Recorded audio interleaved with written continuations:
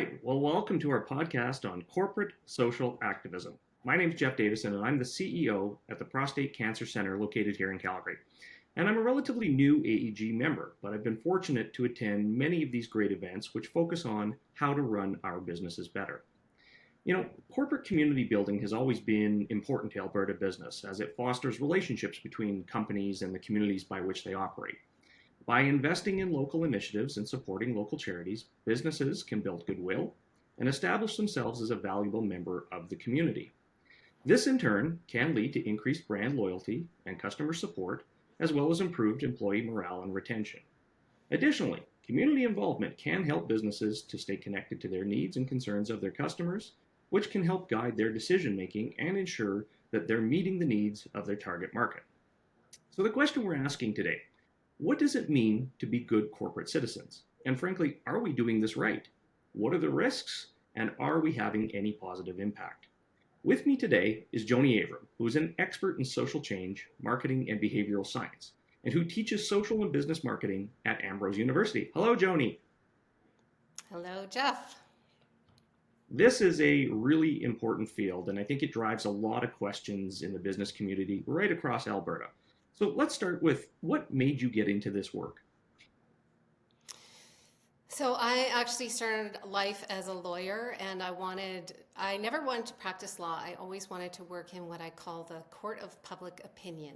And since then, I've worked in politics and public advocacy and public policy. And I really got into sort of more on the philanthropy, social change about 15, 17 years ago when I started my business, cause and effect marketing. And at that time, one of the big gaps in the market was helping not-for-profits and foundations tell a better story about their work, helping them understand and communicate their impact. Because, impact and funding are connected. And so my first focus on the early years was really on the communication side of the table. But having worked on both the giving and receiving sides of the table, I started to understand what people were responding to, what funders were really wanting, and helping my clients communicate those or respond to those needs more effectively. But then over time, I would say in the last 7 years or so, I've really focused away from helping them talk about impact, and helping them more achieve impact and through my work. And so that's really about designing programs that produce positive outcomes, that produce, what I call human flourishing, that helps people become better, happier, healthier, more connected, more productive, and more purposeful. That's my goal. And I became like kind of consumed by this work about 5 years ago. I was so interested in the nuts and bolts and the science of change that about 5 years ago, I went and got a master's degree in behavioral science. I wanted to get better at this work myself, and I wanted to be better, help my clients get better at it too. And the reason that we're here today is because one of the things that I've come to understand is how much of the work around social change and social impact, which is intended to produce good outcomes, often does not work, and in fact often does harm. And that's what I'm here to help people change. And I think most of the reason that people tend to stick to the status quo is they don't realize there's an alternative approach. And so my goal is to really give people that alternative, show them a different path, and to encourage them to be part of the solution and not part of the problem. So your mission is really now to help change outcomes. But let's back up a little bit. Maybe go to the 30,000 foot level here for me. Why is social change something that businesses need to be focused on?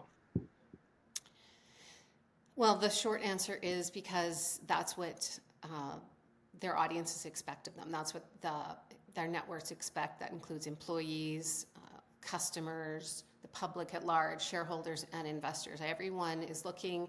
I think that the reality is that most people have, well, not the reality, is that the research suggests that a lot of people have given up on governments being able to lead change, and they're looking to have businesses lead change.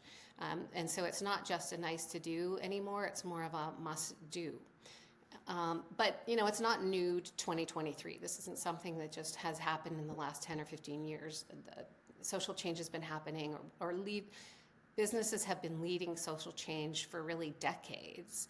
And maybe what's changed now is that people are more focused on being more activist in their approach, weighing in on controversial political issues and feeling like they have to take strong stands on things. And so one of the things that I think we're going to get into today is how you do that is super important, because if it's not done well, it can actually create unintended consequences that do harm to not only to the communities but also to your business. It's funny because you and I were talking before this. Just about every sector right now is saying that the workforce is so mobile and they have to compete differently for talent. And I think we've heard that loud and clear across Alberta, that talent is one of our biggest challenges right now in business. If you're not thinking about engaging in a way of social impact, are you actually far less likely to attract good talent? And is that something that talent in a very mobile workforce where opportunity is much more aplenty globally, are you going to attract that talent if you're not thinking about social impact?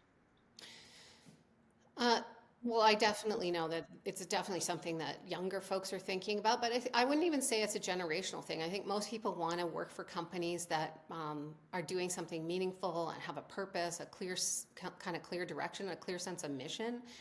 And I would actually argue that a lot of organizations underestimate their impact on the community just in terms of the way they do business. I think I often say that most businesses are social businesses because they not only provide jobs and help the economy, but they make people's lives better in real, tangible ways. Like, imagine what your life would be like without Pete the Plumber, which is a local business. Pete the Plumber it's more than a service. It's more than, just pipes. It's actually plays a big role in keeping people healthy and happy. Imagine what we would be like without plumbing in our lives. And so those companies tend to focus a lot on price and service, but they don't talk enough about their social impacts. And it's a simple example, but I think it's one of those things where people tend to underestimate talking about the bigger picture when they're talking about their work. And so I think it's really for companies have an opportunity to understand and speak to those outcomes, those bigger picture outcomes in their marketing efforts and in their employee engagement efforts, because all things being equal, an employee is going to probably choose to work for you based on your mission and your values over anything else. So really, it comes down to understanding those values, being able to communicate them in ways that reflect who you are as an organization authentically and reflect what your audience and your network cares about. I think this kind of mission-focused approach, that's really what makes brands stand out, and that's what helps them attract loyal workers. And there are some good examples of this in Calgary even. I know the folks at Local Laundry, for instance. They're a company that produces local clothing, and local sourcing is a big conversation for them, making their products sustainable, providing local jobs, promoting stronger communities.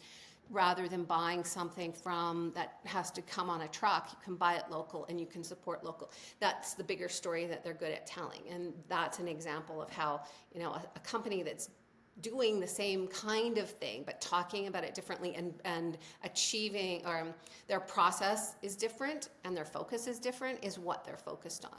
And so there's a concept also in corporate philanthropy called shared value, which is really about doing things that help grow your business and help grow the community. And it creates this sort of symbiotic relationship where the more you grow your community and build their skills and abilities, the more they can help you grow your business. So a good example would be, say, a food company that can build shared value by building the skills of local farmers. Like, I know that there are restaurants here in Calgary or Alberta that promote local buyers, and maybe they support them through some kind of system of supply chain. Those kinds of things are ways of kind of putting your money where your mouth is, not just talking about it, but doing it in a way that builds up your community and builds your business. That's the concept. Right. And energy companies have been pretty good at this, right? I mean, I think for a long time there's been a push in energy to give back, and so are we seeing good examples of this across the Well, province? I mean, I would say what energy companies have done really well is like the way they've done, and you would know this better than I do, but the way they've really brought down the carbon footprint, the net zero goals, and making the energy cleaner. That's a way of responding to the needs of the market, building out communities by investing in communities, and making a network, an infrastructure, a system that works for everyone. That's the idea here. Do you think businesses actually underestimate their ability to have a real impact on community? I mean, I participated in an event on the weekend, and it was really spawned out of a small local business here in Calgary who said, we can make a difference and we can have an impact to a charity that we want to support. And so they went out and did something about it. Do you think a lot of folks out there, whether they're small to medium-sized businesses, they feel like it's the large companies doing the big impactful things. I don't have that ability. And can they have a real impact? Well, they can. And I think the biggest problem the phrase that I like the least when it comes to this, the social change space, is we're making a difference, because saying that you're making a difference is very meaningless unless you actually show what you mean and how you're doing that. And it should go beyond money. It should go beyond funding. It should go beyond like caring about a certain issue. I think it really needs to come down to tangible outcomes. And I'll give you an example of a big company that I would hold up as a bad example of this, and then I will give you some ideas for a smaller company and how to do it better. So the company that I often use as a bit of a case study in this space is Bell Let's Talk, which is, I think, an example of a company with a big footprint, a big network, but a small impact. And here's what I mean. Like, they've generated well over $100 million in the last several years, 10 years, 11 years, toward mental health programs. But they've come under attack for seeming to be more about marketing than mental health. And even some of the way they treated their own employees, some of the stories that have circulated in the media around the way they've treated their employees around mental health has come out. And so there's this sense of dissonance between what they're saying and what they're doing. And then the other part of it is people don't necessarily see an impact from that program. They know there's a lot of talk. They know that there's more awareness of the issue, especially around January 25th, but they don't see a tangible impact. And that's one thing that could make that campaign much more effective. So if Bell really wanted to change outcomes around mental health, they could pick a problem and really work at solving it and bring their network and all of the force that they have behind them as a big company toward solving that problem. And the one that I think stands out for me as kind of obvious is suicide prevention. I read a research report on Bell Let's Talk, and it said that Bell generates some of the highest volume of online suicide content anywhere in the internet, but has done nothing to reduce rates or incidents of suicide. And one of the reasons that the report suggested was because the content tends to be generic content about suicide in general and how bad it is. But the report suggested that a better way for Bell to engage the audience would be to actually direct people toward telling stories of help seeking and resilience and recovery. And the reason for that is that kind of content is actually associated with reduced stigma and reduced incidence. So, imagine what would happen if Bell said next January 25th or before, we're going to focus on this particular issue and we're going to show people what help seeking and recovery looks like. We're going to tell those stories. We're going to engage our whole network in repeating those stories and telling those stories and bringing them up and making people aware of those stories.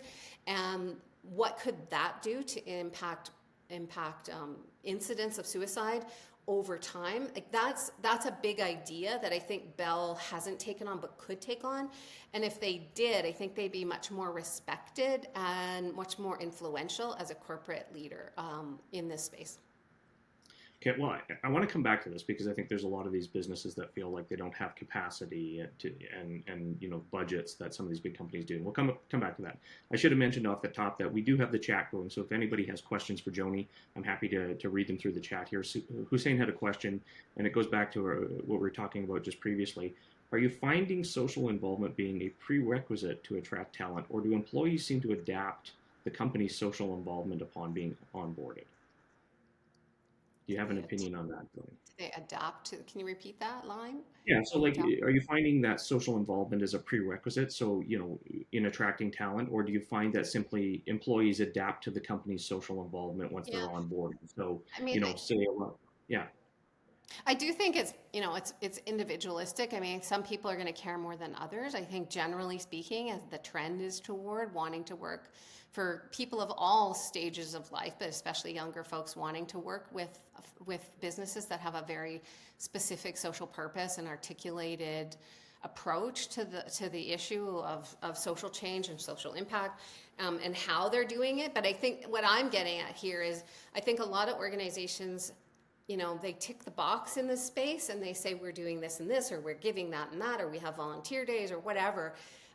But it doesn't come down to some tangible impacts. And that's maybe where I'll go next is I think small businesses, and even the smallest businesses, can have a bigger impact than they do if they focus less on just activities or action and more on impact. And so one thought I have is around, I know that it's hard for businesses to, take on a big social issue and change it, but imagine right, what would happen if you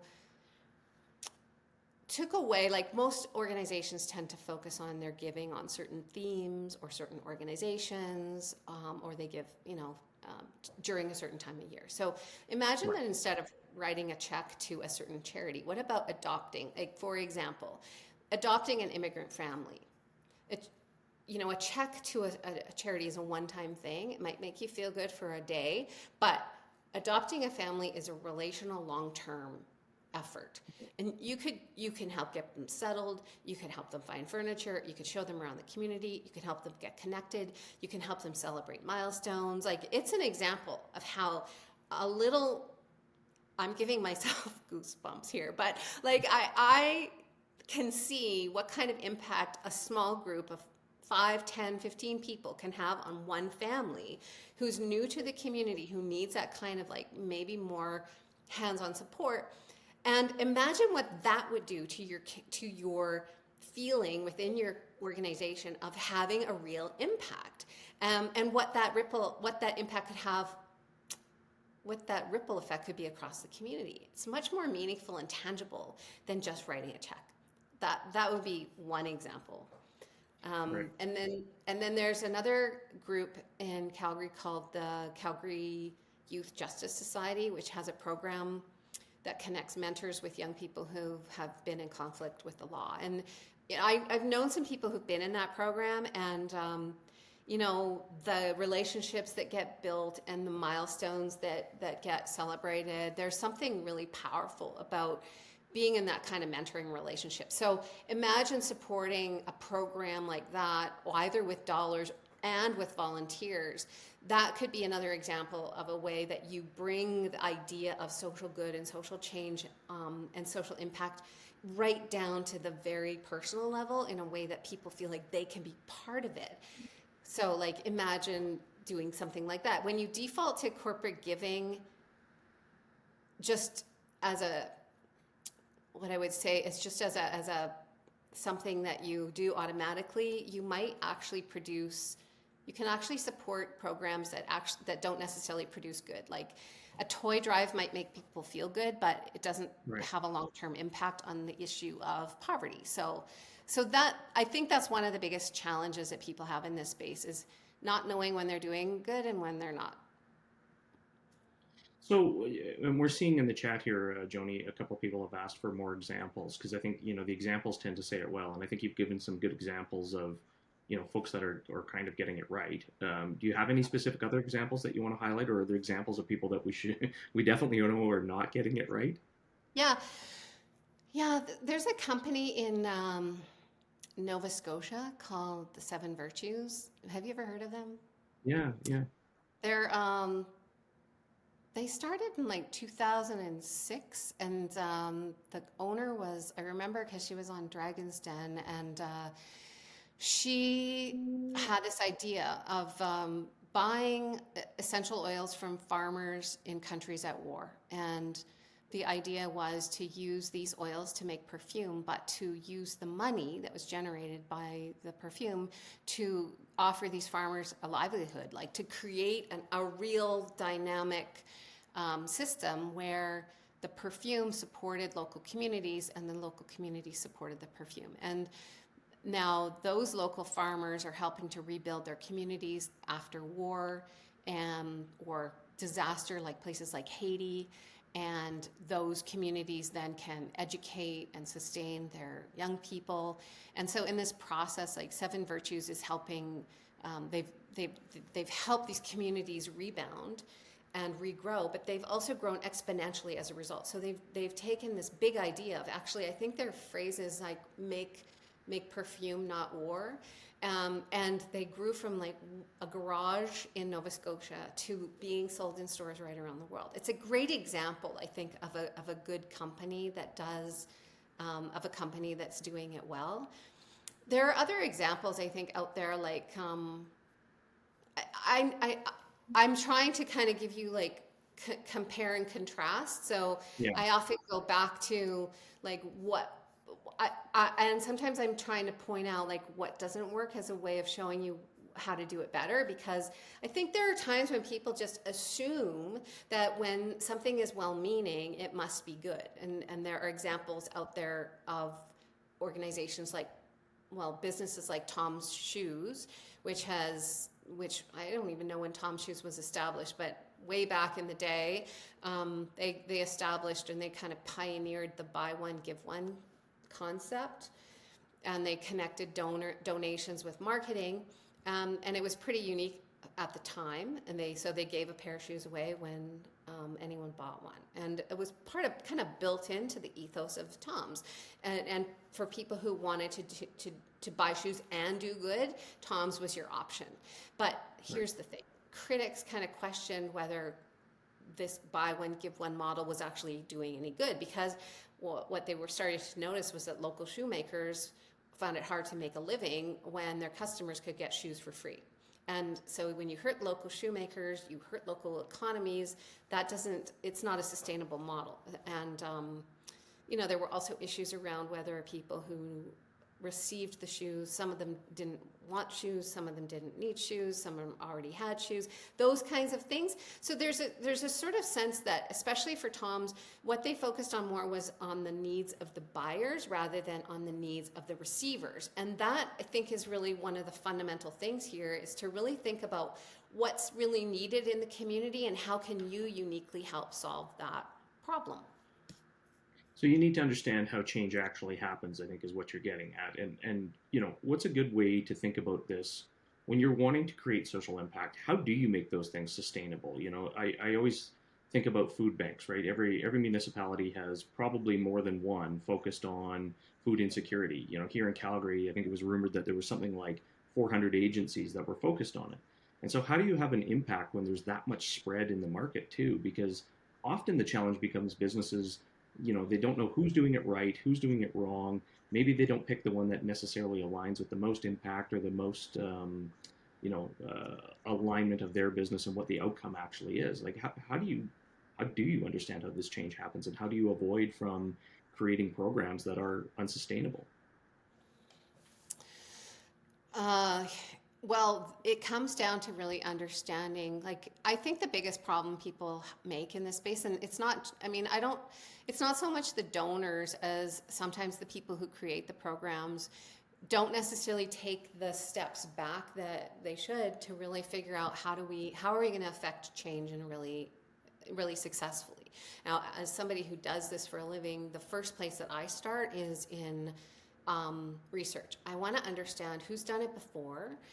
I also want to understand like what's worked and what hasn't, because these outcomes are pretty well known. they just aren't widely communicated or publicized. They're well known by academics or researchers, but not so well known by practitioners. Part of what I'm trying to do here is help people understand that better. Right. But the bottom line really is about picking one or two things that showing people the path forward and actually focusing on solutions rather than problems and showing them what positive change looks like and giving them a roadmap. And so, like, one of the examples that I've used is okay, maybe I'll back up. The biggest problem is that many organizations focus on just raising awareness of a problem rather than really solving the problem. And so a good example is in the alcohol space. So you're an alcohol company, maybe you're I don't know. Well, yeah, look, everybody wants to promote responsible drinking. They want to, we think, like, how do we get to some of the examples of, where these big societal issues may exist, Right. but focusing more on solving that problem with, impact Right. rather than the awareness side. Than the awareness. So a lot of companies will put they'll slap a drink responsibly tag on their advertisements, Right. but they don't provide any kind of real information about what does that look like, how does it how would I even do it? And so it can be empty and hollow. I mean, they assume that people have the skills to kind of take that phrase and apply it. And we actually need to be walked through the steps for, in some cases. It's a good example would be like the designated driver campaign it wasn't just in the US, it was all over the place. The designated driver campaign didn't tell people not to drink. They didn't even say don't drink a lot. They said if you're going to drink, just hand over the keys to somebody else. And it was that simple, like, I don't have to do anything except hand over my keys, that made it, people could do that behavior because it was simple.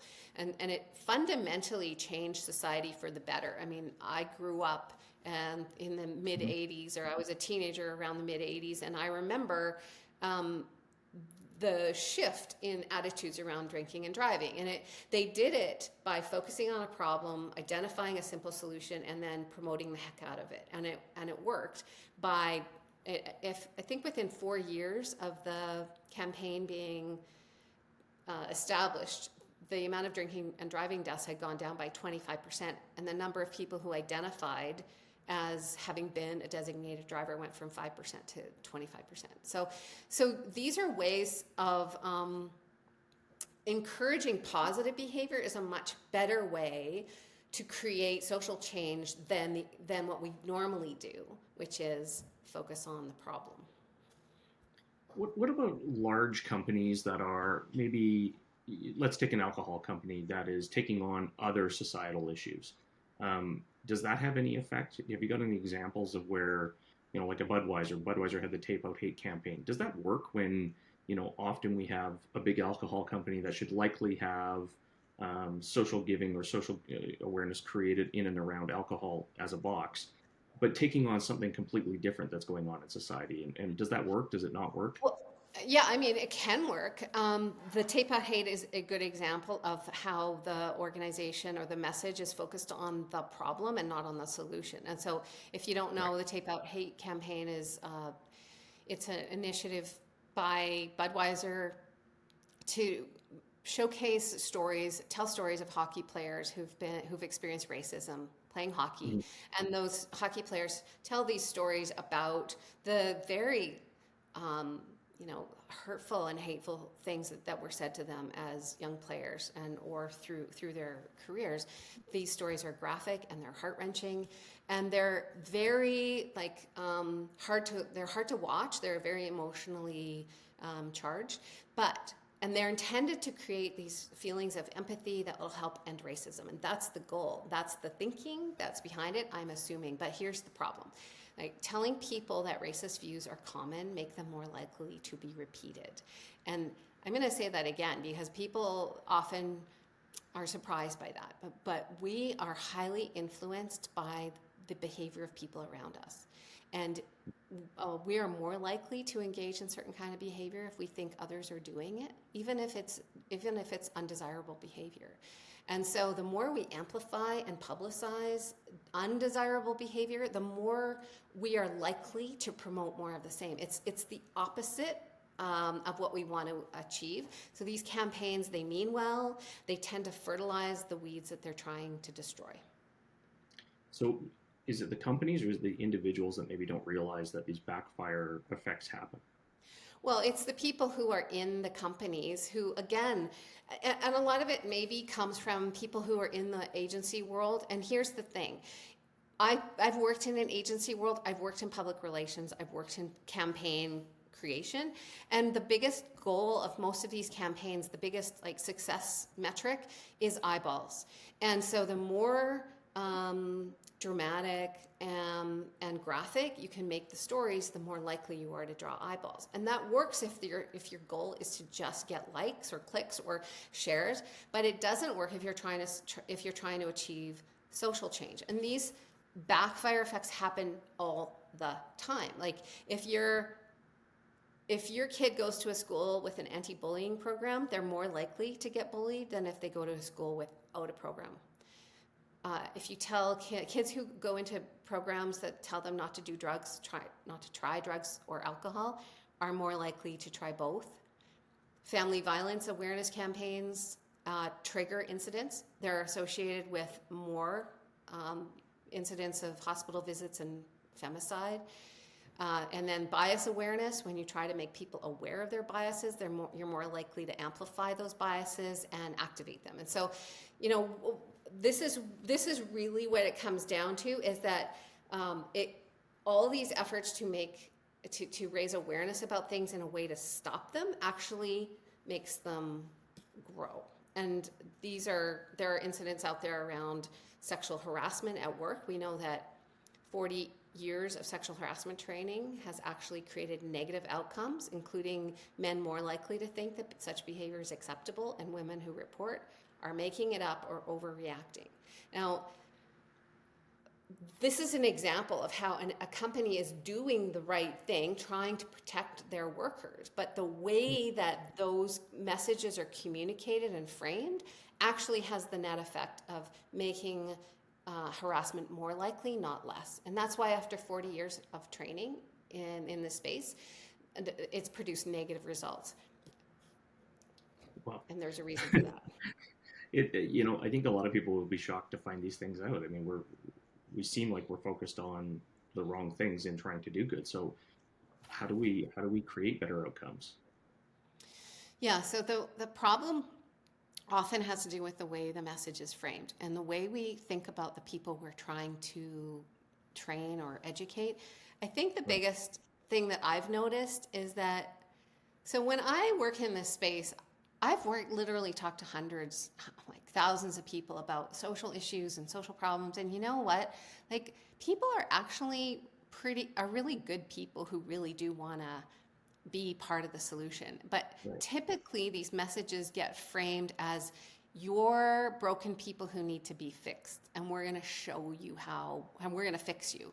And so that sort of creates a resistance, like called reactance. People just react negatively to that message. And so a better way to do it is to frame people as potential heroes rather than potential villains. Show them doing the right things, showing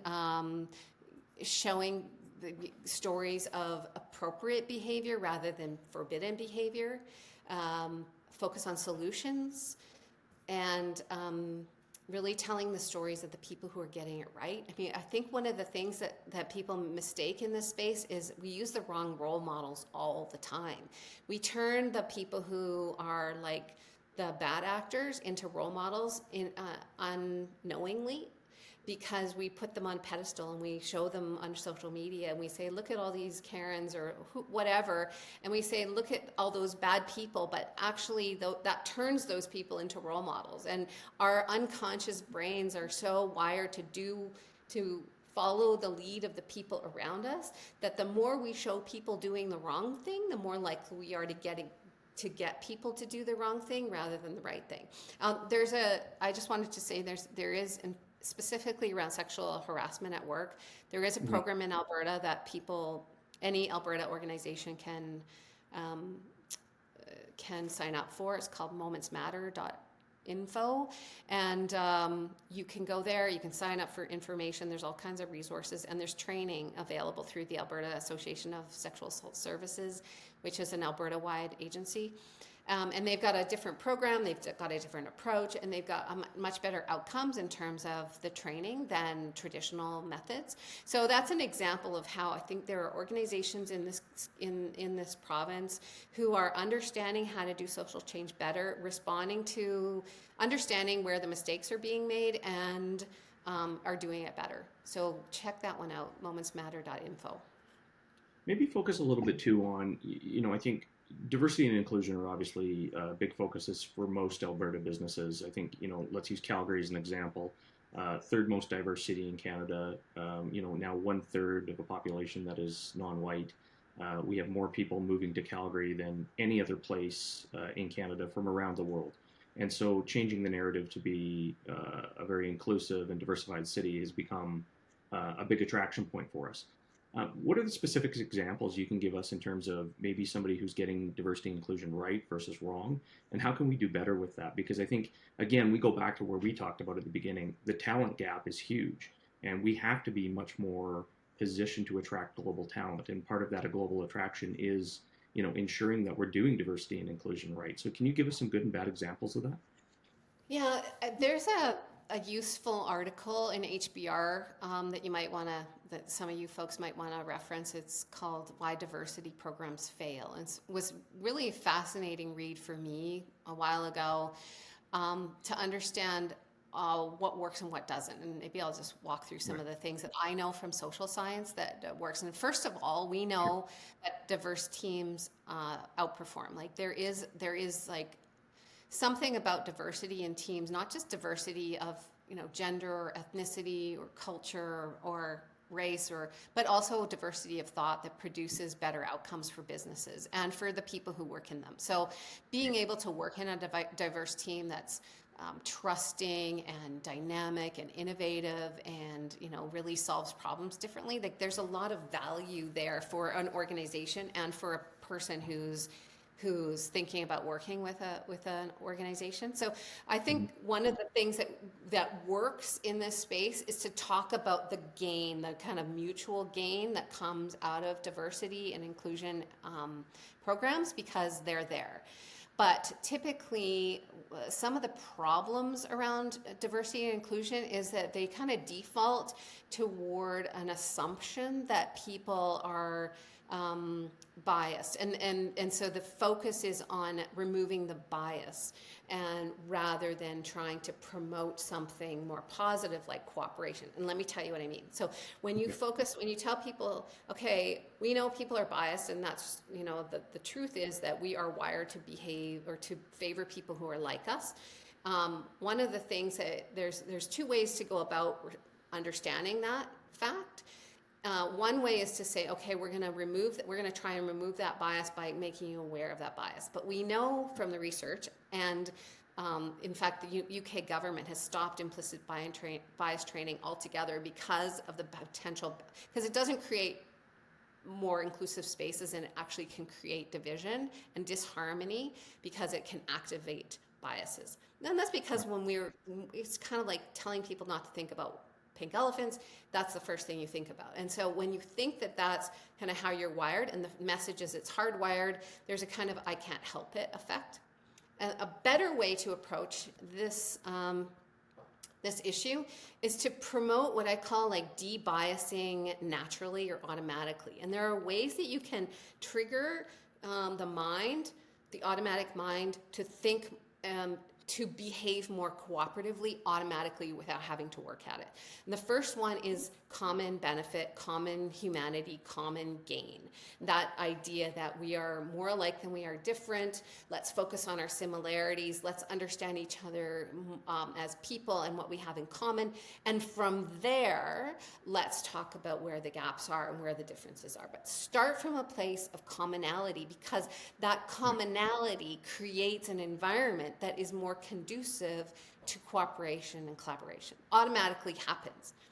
And the other thing that that I've learned in my research is how profound telling stories of good are. Like when you tell stories of good people doing good things for each other, the effect is, I want to be that good. I want to be that kind of person who does equally good, kind, and loving things. And we tend to focus more on like the bad actors and spotlight the people who are getting it wrong and hold them up as examples. What we should be doing is telling stories of these awesome people who are doing it right. And that's the thing that creates more of the same. I can tell a little story which I think is fascinating. There was an incident on the New York subway years ago where a man fell onto the tracks just as the train was coming, and I think he was epileptic, and he was having a seizure, and another man jumped on top of him just as the train was coming to stop him from flailing and held him down on the tracks, just as the train went over both of them, and they both survived. And the story of the subway hero, I think it went national. But though that video has been used in research to understand how to de-bias people, how to use those kinds of emotional, positive, elevating stories to create different outcomes in people and how they feel and treat others. That particular story was used in a little science, in a little experiment to see how people reacted differently to people outside of their group, and it found that people who were exposed to that story were more inclusive, more collaborative, and more accepting of others who were not like them. And so these are examples of how I think we get this wrong. We so much think that we have to focus on the head. We have to educate this part of our brains, but we actually have to educate, like we have to speak first to the hearts, and then the heads will follow. If we can make people feel safe, if we can make them feel joy, if we can make them feel optimism, that's what helps people feel more cooperative and inclusive and open. We are so inundated with negativity, negative messages, stories everywhere that just make us feel like the world's coming apart. And what happens as a result of that is we shut down. Like our brains shut down, we become more closed, our peripheral vision gets narrower, we are not open to new ideas, we only want to associate with people we are familiar with, who we trust, and so the world becomes more dangerous, more risky, and we are less likely to be open and welcoming. And that's why I'm a big believer in positive psychology and positive messages and showing people doing the right things and uplifting people and giving them a message of hope. Because here's what happens when you do that. When you give people messages of hope and you induce a positive emotion, you actually change the way people think and feel and are able to behave. We actually build the skills that are necessary for them to change and be more open and look past differences. And that's what we're missing in this whole conversation, is we're so focused on the negative. We need to focus on the positive. People are actually basically good people who want to get better, and we can help them do that. It's funny because I think, certainly in our politics these days, we focus on the negative, and as a recovering politician who tried to focus on the positive, it's, I think we need to be doing more of that, but obviously we're not there. The media plays a big role in all of that. A lot of businesses, when we see political issues, let's take that as an example. We see political issues coming up all the time. And businesses often ask themselves whether or not they should be weighing in on some of these big political issues. Is this something that they shouldn't be doing? Is this does this lead to those negative outcomes? I think often, and going back to that positive piece you just talked about, people are sometimes afraid of making the wrong decision, and they feel like any decision is going to be criticized.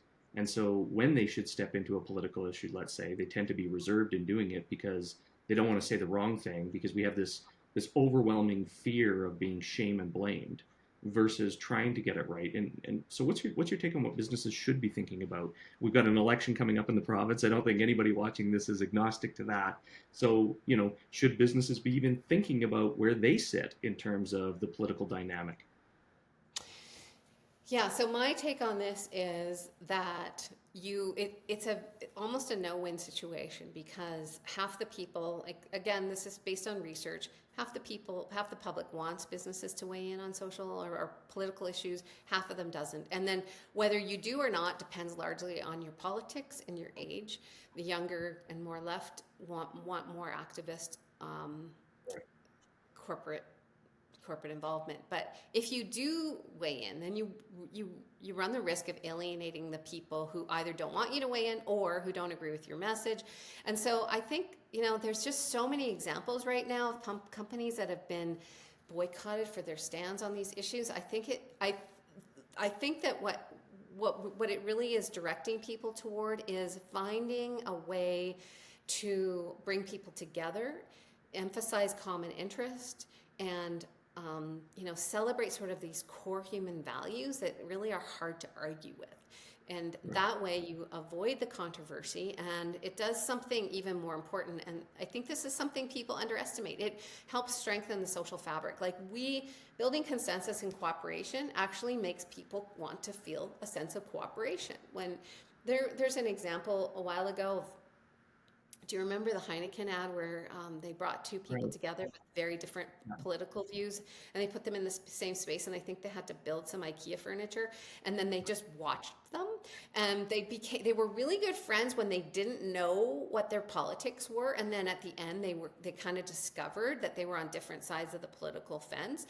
I thought that was a really interesting way of Heineken saying we want to bring people together. We want to open your world over a bottle of beer, and it's just a nice kind of human umbrella, big tent message that people had to, and everybody could agree on. I think finding that message for your company is really important, but the bottom line is whatever you say should align with your values and your network's values. And I don't think, be careful about assuming that you know what your network wants or thinks.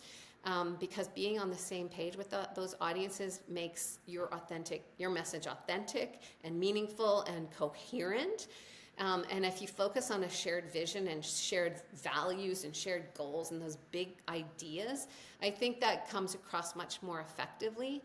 Now there are organizations who do take on a really strong stand, like Ben and Jerry's. I think is good at this because they are very clear about what they want to do. They are very clear about who they are. They're very clear about being activists in very specific ways.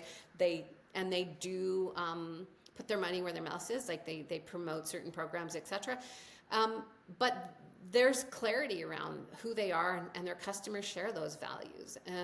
So I think that the problem really comes is when you take a big stand that doesn't align with your audience or your network, then that's where you can get into trouble. Is there some big company examples of that?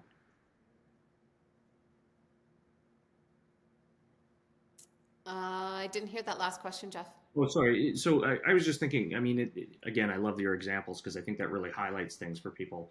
When it comes to some of these companies that maybe they're not aligning with what their customer values expect of them, have you seen a couple of large brand experiences where that's backfired? The recent controversial one is with Bud Light and who you want to align with, and I think the biggest problem with that conversation is you saw how they came out after the fact. The first iteration was sponsorship with, well, it wasn't even sponsorship. It was just a gift to a trans influencer, and then there was a backlash, and then Bud Light came. They kind of went way back, and they said all we're trying to do is bring people together over a beer. So they ended where Heineken started.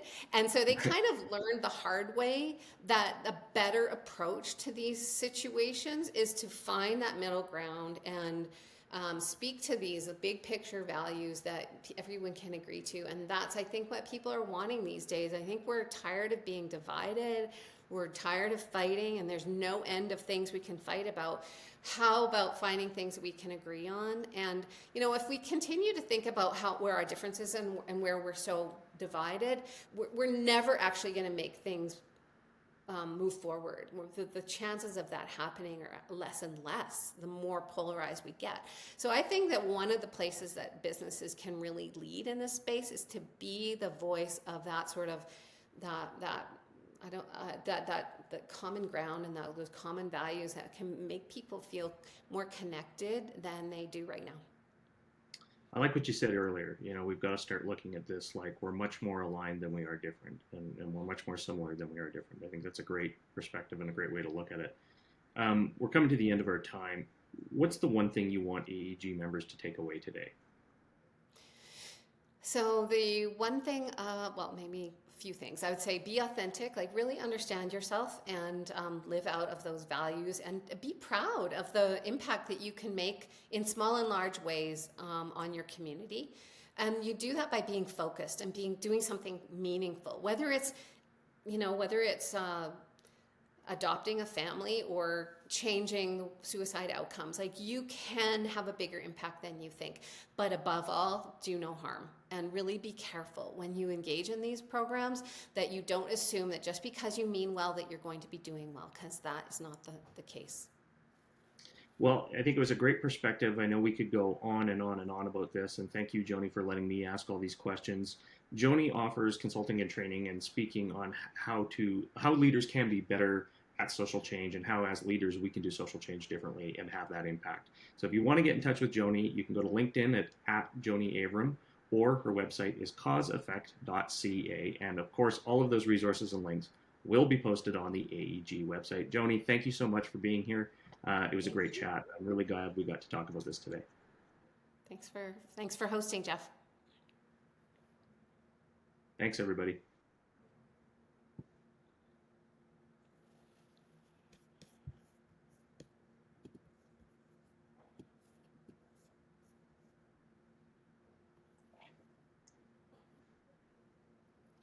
You're breaking up a little. I can hear you now. Yeah. No, thank you.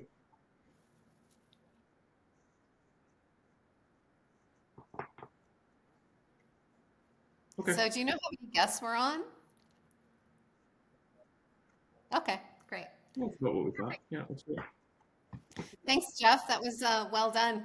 You did a good job on that. Hey, listen, as I discovered coming out of politics, it's far easier asking the questions than having to answer them. Fair enough. You did a good job. So No, that was fun. I thought it was great. I said thank you. That was fun.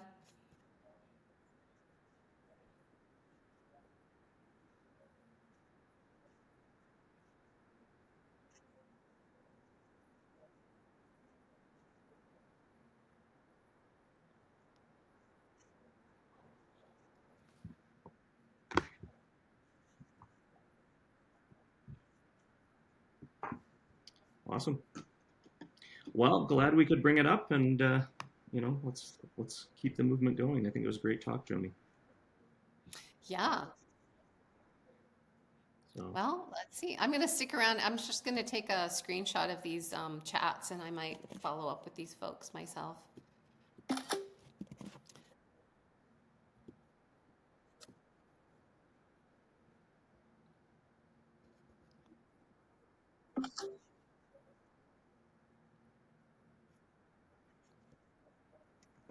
Yeah.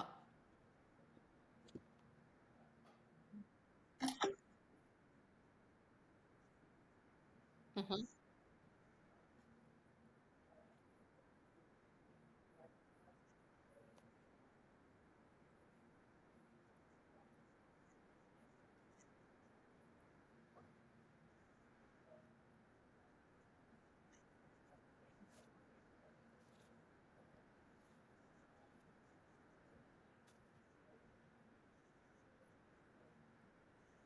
Mm.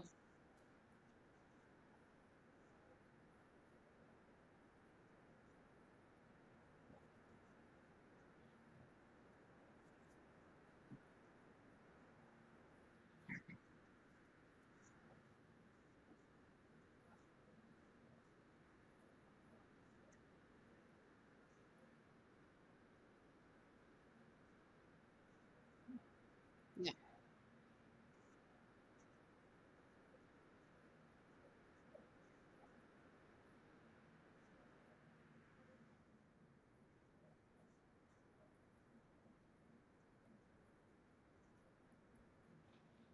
Yeah, thanks, Ryan. It's so like the incentives are perverse, right? We are incentivized to be more critical and insulting and salacious than normal we would normally be, and it creates an environment where people are just more likely to behave like that. It's a really perverted. We're in a very perverted time, and we have to fight it like consciously. And that's why I think people have to really understand what they're doing in this space in order to make a good impact. So, all right. Well, we'll Yes, talk to thank you. you.